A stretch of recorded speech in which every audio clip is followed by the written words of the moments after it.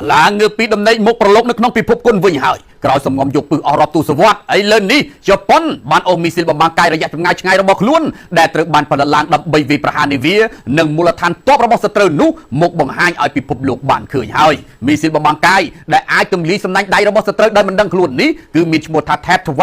The First to Ship Missile ដែលហៅកាត់ថា 12 SSM ផលិតឡើងដោយក្រុមហ៊ុន Mitsubishi Heavy Industry នៅក្នុងឆ្នាំ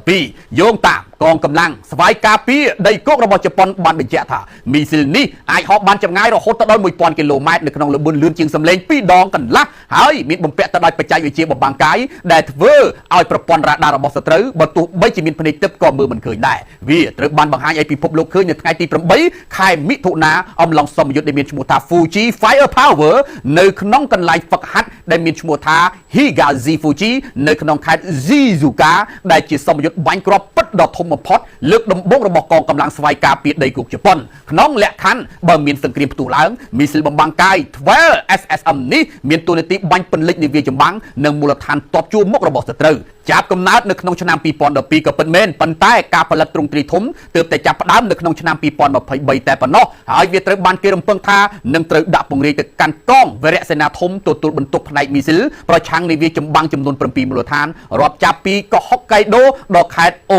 គីណាវ៉ាសូមបញ្ជាក់ថាក្រោយសង្គ្រាមលោកលើកទី2បានបញ្ចប់ជប៉ុនបានបង្កើតច្បាប់មួយដោយហាមឃាត់មិនឲ្យនាំចេញអាវុធទៅកាន់ប្លុកកុម្មុយនីសទៅកាន់ប្រទេសជាប់បម្រាមអង្គការសហប្រជាជាតិនិងទៅកាន់ប្រទេសកំពុងតែជាប់ផុងនៅក្នុងសង្គ្រាមនោះឡើយនៅក្រោមគោលការណ៍សន្តិភាពនិយមរបស់ខ្លួនប៉ុន្តែនៅឆ្នាំ2014លោក Shinzo Abe ដែលជានាយករដ្ឋមន្ត្រីនៅក្នុងអាណត្តិទី2នោះបានខិតខំឈ្មោះឈ្មោលរហូតលុបចោលបម្រាមនេះមកវិញ